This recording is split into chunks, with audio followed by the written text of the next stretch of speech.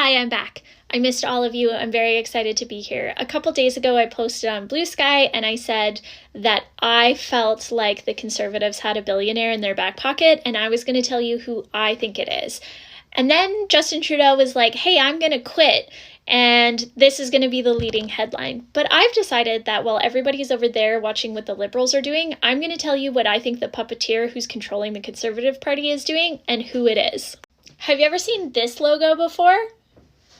This logo is going to be one of the most important conversations we ever have.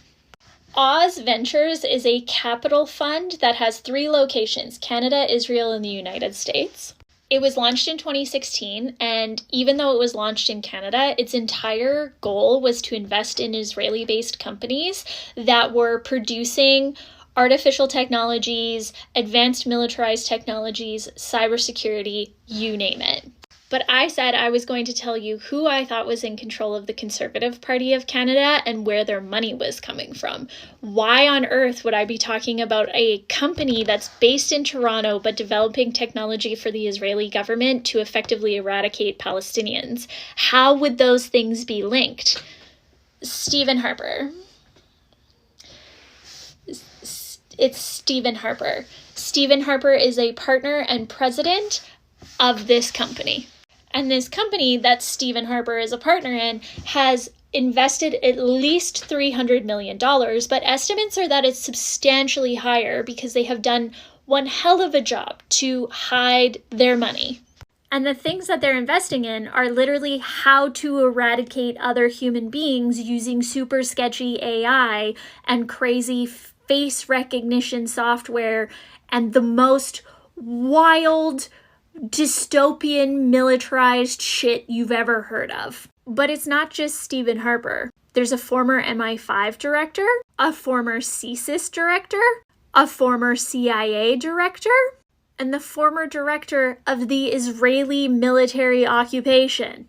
But wait, there's more. More FBI, more IDF, more elite Israeli intelligence special forces, more Israeli police forces, more Israeli intelligence, and Israeli infrastructure. This company is also investing directly into the Israeli military. They're not just investing privately. They're also directly investing into what is supposed to be a public entity. One of the private companies that Oz has invested in is something called Coresight, and it's an AI technology that does face recognition, but it's so advanced and it's so good that it can even recognize people when their faces are covered. That is fucking terrifying. And Coresight has been using the invasion since October 2023 to test their face recognition software to make sure that it is as good as they think it is, even though they keep having to blow up like hospitals and schools and stuff because they think that there might be terrorists inside those buildings. I digress. Their plan is to basically test this technology to see if it works, and then Stephen Harper has been shopping it to other countries. I'm not fucking kidding. So Oz does seem to have a first and foremost priority to serve Israel, but then their secondary piece is to make these products commercially viable and to be sold to the commercial sector. So it seems like they're serving governments, but also plan to sell this back to private companies like a fucking movie theater who can recognize people's facial reactions. I don't know. Why do we need this technology? And the only thing that they invest in is security and intelligence technologies that could have a military or commercial application. It's their thing. It's literally their thing. Now, this next part is really just me hypothesizing based on the breadcrumbs that I was able to find. Stephen Harper, during his time as Prime Minister, loosened the regulations around banking compliance and reporting and made it easier for people to offshore money, specifically Canadians to offshore money. By deregulating a lot of these safety nets, he effectively made it so that he could hide money anywhere.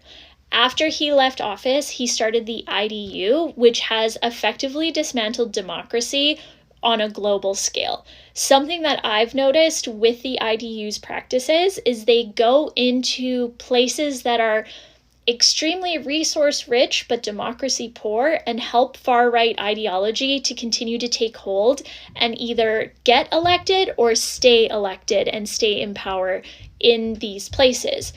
I don't think he's doing it out of the kindness of his heart, and I would assume that he's making a shit ton of money doing that.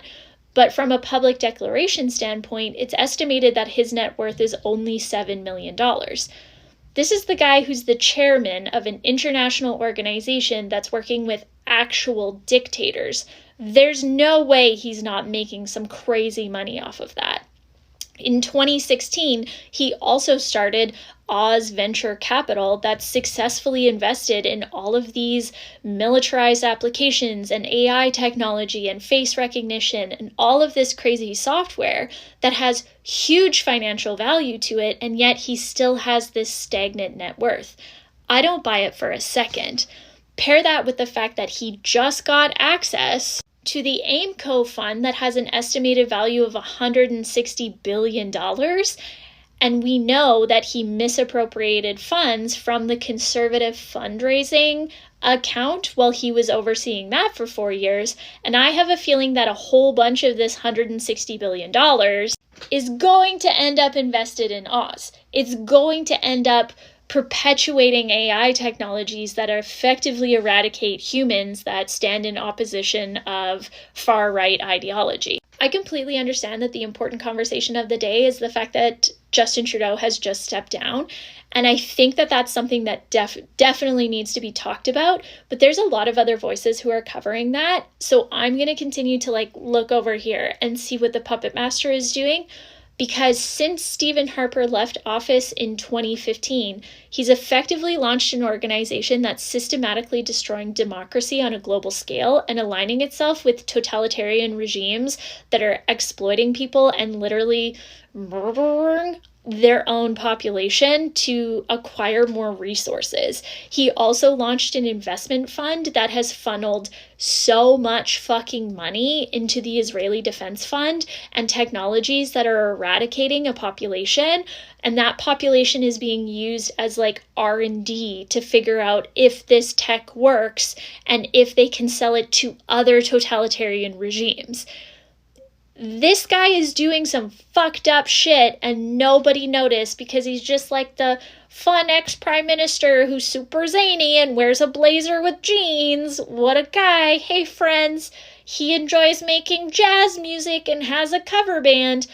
Meanwhile, he's effectively launching technologies that are in fact terrifying. He is weaponizing AI in a way that makes dystopian movies look like they're a playbook. I really, truly, wholeheartedly believe that Stephen Harper is in control of the Conservative Party at a federal level. I also believe that he is pulling the strings at a provincial level in at least the province of Alberta. I believe that he has figured out how to acquire more money to funnel into technology development of weaponized technology that should make all of us quite fearful. And he has done it with next to nobody noticing.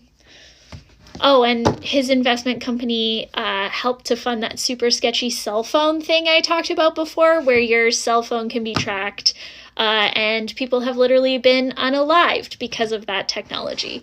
So, yeah, happy Monday. Welcome to Nitty 2025. I'm going to diversify my platform so you can follow me on Blue Sky. I'm going to put my Instagram in the place where all the clickies are, and I'm going to continue to make content. We've got some sponsors, all that kind of stuff, because low-key, I want to go off-grid.